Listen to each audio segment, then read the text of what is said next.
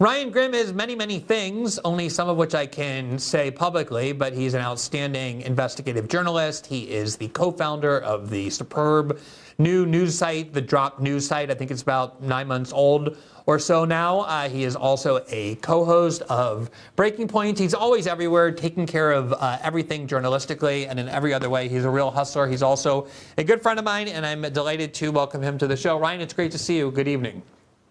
Yeah, nice to see you too, Glenn. Is this your first time on our show? This is my maiden voyage on System Update. We thought so. We have some champagne and cake in the back to celebrate. So when you're done, you can partake in that with us virtually. All right. So I don't know how much of you heard of that, but I wanted to just kind of set up what seemed. We don't know for certain that Bari Weiss is going to integrate into Paramount and CBS News, but it's certainly serious efforts are being made. There's a lot of reporting. I've heard a lot of things about this as well. Everything from CBS buying for the Free Press to making Bari Weiss a 60 Minutes correspondent or some sort of ombudsman who makes sure that CBS News is unbiased.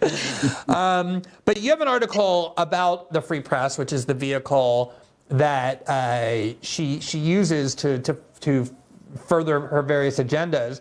And it's on Drop Site. It's with Maz Hussein. And the title of it is "A Pro Nonprofit is Funneling News Content Through Bari Weiss's Free Press." And it's not so much about the funding of the Free Press. Instead, it's about where a lot of her content is coming from and the coordination of it with at least the agenda of the Israeli government, if not the Israeli government itself. And it focuses on this entity, the Center for Peace Communications. A very nice sounding, very inoffensive name, the Center for Peace Communications. Who could be against that? So can you talk about what it is that you found in terms of how these entities function? Yeah, if you think about Bari's news organization, the Free Press, it's broken into opinion, analysis, like hot takes, and then occasionally they have some actual hard reporting, from the Middle East, and in particular, sometimes from Gaza and from Israel. And so we started taking a closer look at the reports that were coming out of there because we didn't think, wait a minute, there are Palestinian journalists who are working for the Free Press. This is an interesting development. Let's take a closer look at this. But it turned out no, because Western journalists are not allowed into Gaza because they're blocked by Israel. But there are a ton of journalists who are in Gaza that Western news outlets like Drop Site and others, can work directly with. You create a relationship with them and you publish their reporting. That's not exactly what the Free Press was doing.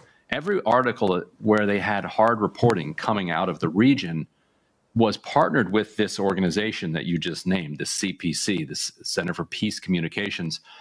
And you don't have to look much further into it to figure out exactly what's going on with it. But if you peel back and look who the donors are to CPC and who the board members are and who the kind of leadership is, it very quickly becomes obvious that this is a hardcore kind of pro-Israel organization in Washington.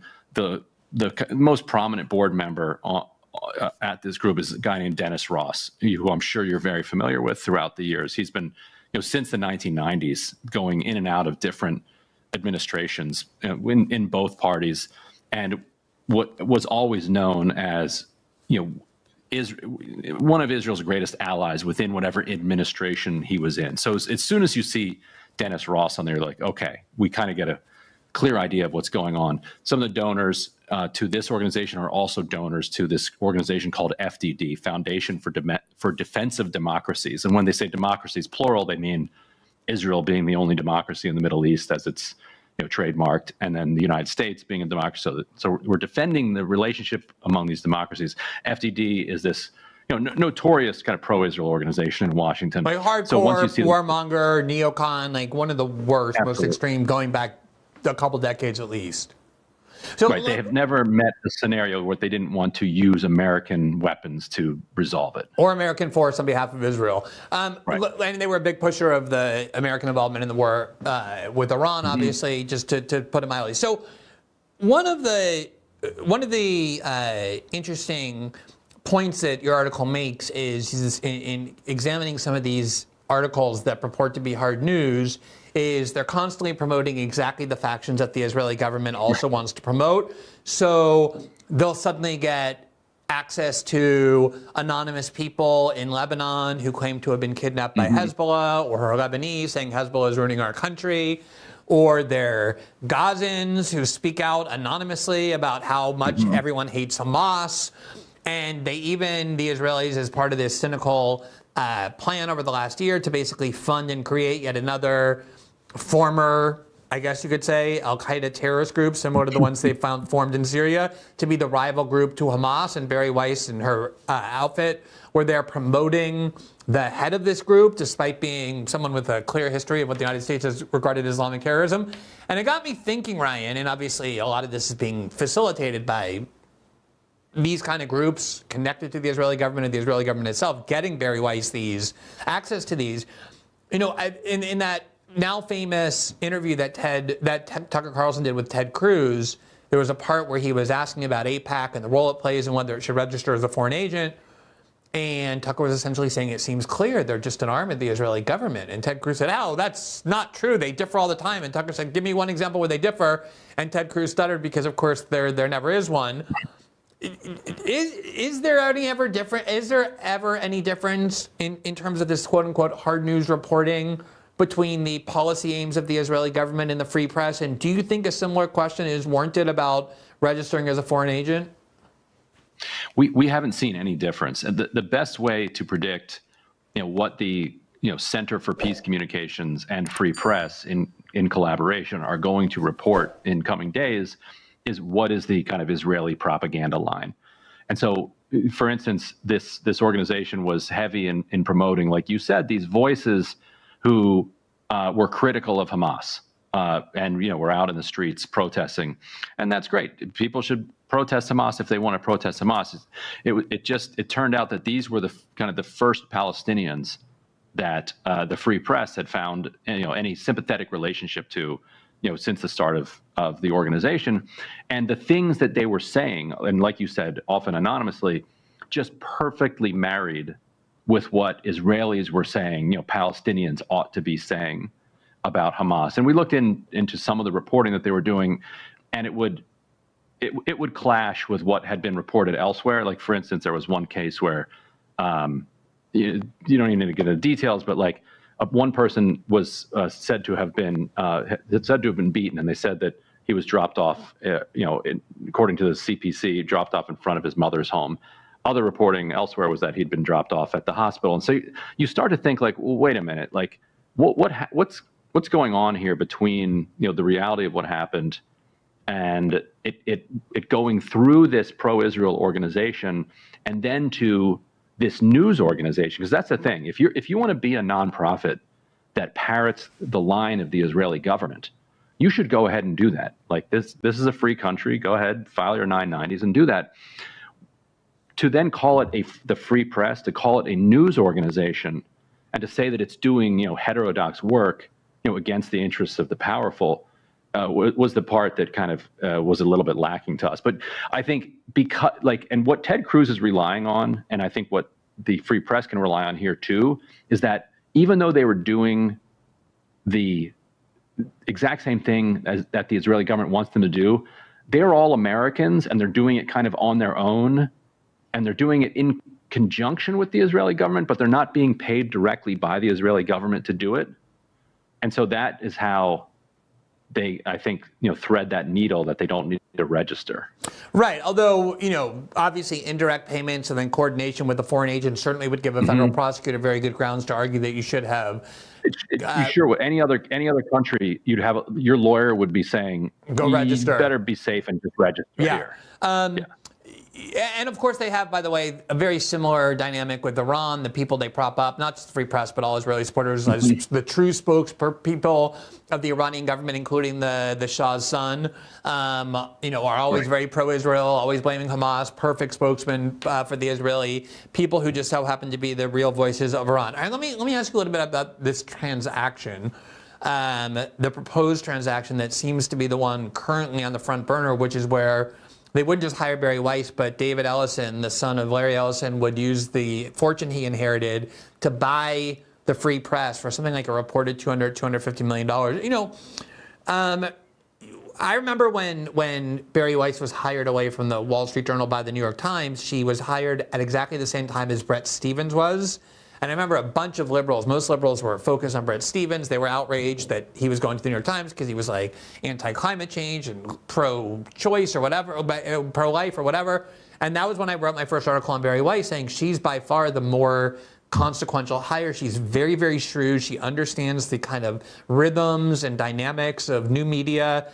And I thought then, and I think now, that Bari Weiss is very shrewd. The Free Press, by all accounts, is a success in terms of the massive amounts of money it's raised, both from very, very rich people who support its pro-Israel agenda, but also they have a lot of subscribers who also like what it does. At the same time, Ryan, although they make a lot of money, it doesn't really leave a very big imprint in the media culture. If you look at I think we have a couple of clips, a little bit of screenshots from, and this is not cherry picking, this is just their last like 12 or 14 YouTube videos.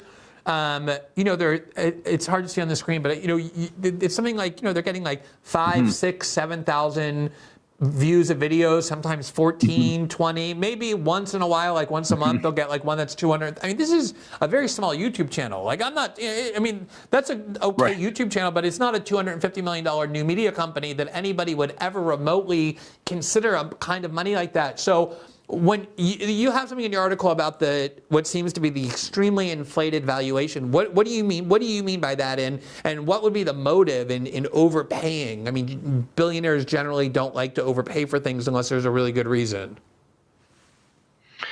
Yeah, I mean, I think the Free Press fits this, like, it just perfectly scratches every itch that these, particularly, I think, scions of wealth have. Like, if you think about Ellison, he probably, he was born into enormous amounts of money, wants to think of himself as a heterodox thinker, doesn't want to think of himself as somebody who's just kind of inherited a bunch of money and believes everything he's told.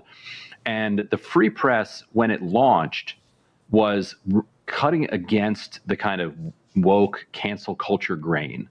Bari Weiss, famously left the New York Times, complaining about the woke restrictions that she was under there, and there absolutely was this kind of moral panic, this bubble moment, where she was saying things that were kind of cutting against the grain. She wasn't first, and the liberal grain. She was like against the the excesses of the trans movement, or the kind of extreme versions of critical race theory that emerged after George Floyd, or like calling couscous cultural appropriation or whatever. She would say that she was against that. And there was a moment in time where saying that in a newsroom like the New York Times actually would get some eyebrows raised at you, as we know because we were at The Intercept at the time.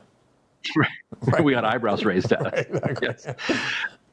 And so I think so she landed in a perfect time, but the fact that the world has kind of moved on from that has left them culturally rudderless, and has only left them with the other thing that people like Ellison really want, which is a media that reifies their belief that, that Israel needs to be defended, at all costs. And so it sort of has the sunk brand with the super rich, that it made them feel good, because the super rich did not like the fact that their blue-haired kids were thinking that they were racist or sexist. So they loved that a young person like Bari was telling them that actually you're fine, you're okay. It's your kids that are wrong here.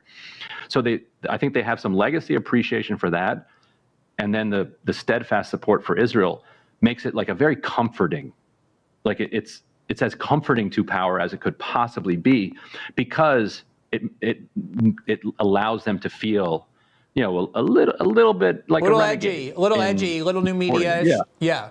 Right. But not too much. And it's interesting, in the same way that wokeism was never a threat to actual concentrated corporate power, it kind of shows that anti-wokeism is also not a threat to concentrated corporate power. Like, that concentrated wealth loves anybody talking about those cultural issues, no matter what side it's on. Blue hair, regular hair, no hair. If you're talking about hair and piercings, that's their preference. And rather than you and gender ideology, and not the disbursement of power. Like a billionaire about to buy CBS News and then using it for his own agenda. Thanks for watching this clip from System Update, our live show that airs every Monday through Friday at 7 p.m. Eastern, exclusively on Rumble. You can catch the full nightly shows live or view the backlog of episodes for free on our Rumble page. You can also find full episodes the morning after they air across all major podcasting platforms, including Spotify and Apple. All the information you need is linked below. We hope to see you there.